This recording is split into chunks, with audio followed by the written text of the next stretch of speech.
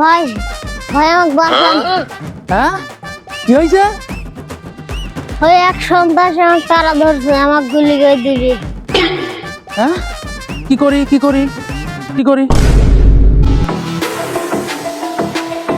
ভাই এক ছোটখাটো একটা ছেলে জাতি দেখছেন এদিক দিয়ে?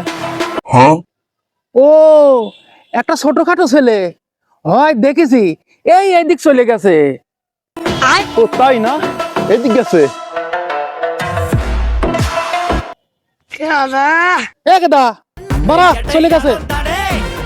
বাপরে আপনি যদি না থাকতেন আখ মারি ফেলা দিত।